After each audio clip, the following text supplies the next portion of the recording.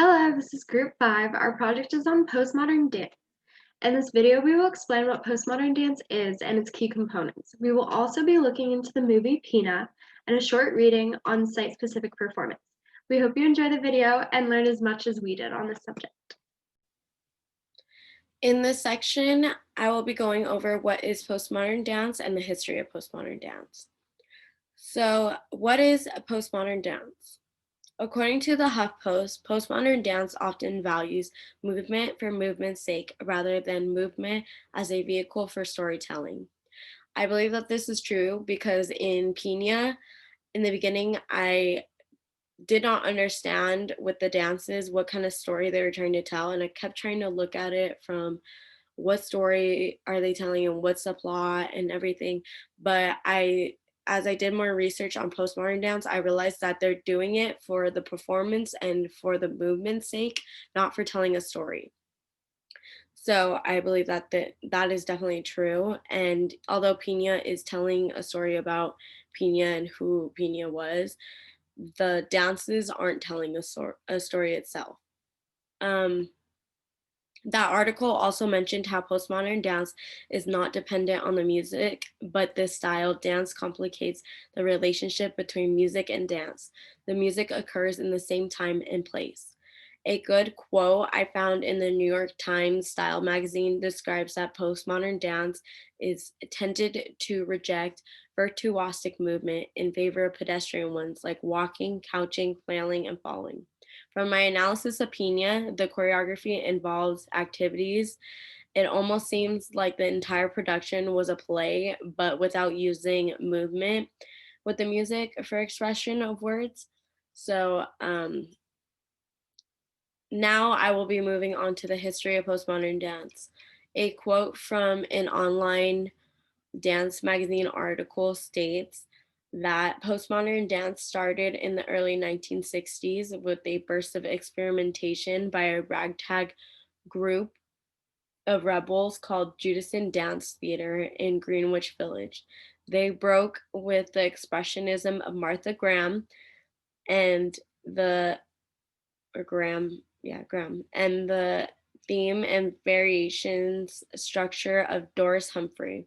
They walked, they ran, they touched the earth and fell onto each other.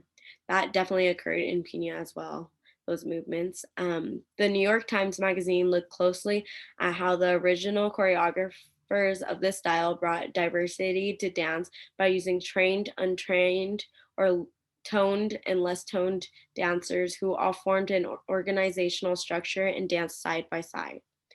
So that is my analysis on what is postmodern dance and the history of postmodern dance. Thank you. Thank you, Tamar, for your presentation on postmodern dance. Hello, everybody. My name is Lizette Herrera, and I'm going to be speaking to you about site-specific performance. So site-specific performances wrote out of the experience of postmodern dance choreographers of the 60s and 70s. Site-specific dance refuses the confines of a concert stage. So a dance piece is conceived in relation to a particular place, and location becomes as much part of the performance as the dancer's body. So site-specific performances require a fresh mindset and different kind of flexibility on stage. So performing in site-specific locations present obstacles and challenges for the performers. So for example, like interacting with audiences, distractions, complicated and unpredictable conditions, breaking the fourth wall, like that type of thing. So site-specific performances recall and establish identities that are linked to their own materially and spatially. So an example would be like gender, class, race, and occupation.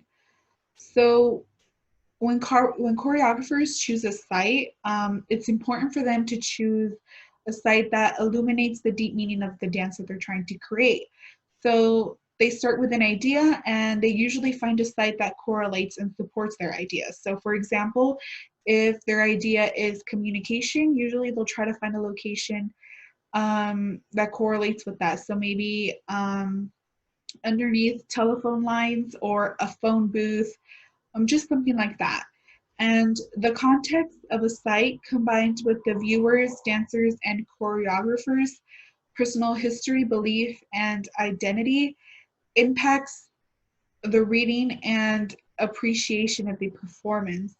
So it really just gives it a different meaning, and the viewers are able to interpret the dance differently because they can apply their own experiences and um, beliefs and history, so they're able to connect with the dancers and the performers and the performance. So I hope you guys enjoyed this little slide on site-specific performance and enjoy the rest of the presentation. Thank you. Hi, now we're going to look into some key terms from the movie Peanut, as well as the reading on site-specific performance. These are the key terms that I found the most important. First, control, an abstracted set of conditions against which to extrapolate or draw out the particularities of site work. So you can think of control as the given components against which we use to relate the meaning of the dance. So the given components could be the stage, like the setting, or the dancers themselves that are standing there.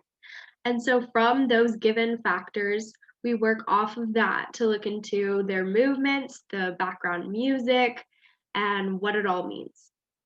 The next key term is incidental, which means those present in the same place at the same time. For example, this would be the audience of the performance, but not only that, it also applies to the dancers, which are all in the same place.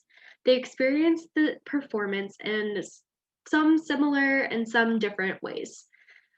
For example, from the dancer's perspective, looking out on the audience is very different from the audience just sitting and relaxing and watching the dancers perform.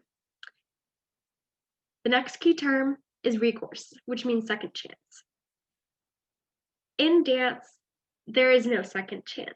For your performance, it's live, which means that your live audience is seeing everything that you do, and you don't have another opportunity to make up for any sort of mistakes that you may have made. The next key term is topophilia, the affective bond between people and their setting. In postmodern dance, we focus on a minimalistic background, which means that there aren't very many props and the setting isn't very expletive in the performance, which makes you look more into the dancer's actual movements and the music and some of the other components that they want you to focus more on. The site is the background context of the dance. Now let's talk about some provisional distinctions between auditorium performance and site-specific performance. In auditorium performance, environmental conditions are stable. Usually the stage is set up and it has been drafted and set up at a certain way that the performance needs. While in site-specific performance, environmental conditions may change. That is due to the fact that they're out in an environment that they can't control every variable with. Another difference is that in auditorium performance is scheduled. As we all know, we're going to theater or any performance, there's usually a time we show up and there's tickets for it, and you just know what time to show up and what date. While in site-specific performance, there may be a transitory discontinuity in the social fabric, which means to the public, wherever this site performance shows up, it might not feel to the audience or to the people involved as if it was scheduled. It seems more like a random performance that just happened to be happening at that place. Another distinction would be the audience may have been to the performance before in auditorium performances. That means like shows can be replayed. There's different shows of one performance, while in site-specific performance, there are no regular audiences. That is due to the fact that they're usually outside and is just involving the people in that place or at that time. In auditorium performance, events occur in the middle distance. I believe that's like in stage, like the middle distance as we're facing the performance. It's like right, usually a specific distance between the audience and the auditorium where the performance is happening. While in site-specific performances, events occur at varying and changing distances. That is something more of, if it's a flash mob in the middle of a lunch area, then the distance from one audience might be closer than the other one, and so on. An auditorium performance, effects are confined and controlled, while in site-specific performance, effects may intrude and compete for attention. So anything around a site-specific performance might be distracting or might even be part of the performance. One last distinction we can make is that in the auditorium performance, it's usually designed to facilitate repetition, which means it's usually choreographed and has very specific drafted performances that are meant to be repeated and replayed or reshown as a piece of art. While in site-specific performances, there may be no recourse or no second chance. They're usually just happening once, and it might be distinct even if it was to show up again the next day. It might be different due to all the environments and effects that they can't control.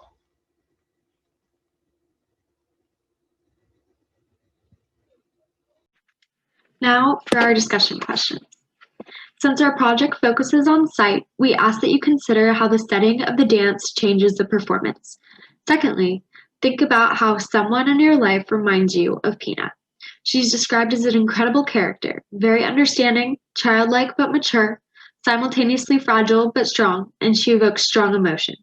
For me, this character reminds me of my Aunt Linda. She's battling diabetes and is an amputee, yet her resilience, humor, and positivity shine through her medical issues. That's all from Group 5 for our PowerPoint presentation. Thank you so much for listening.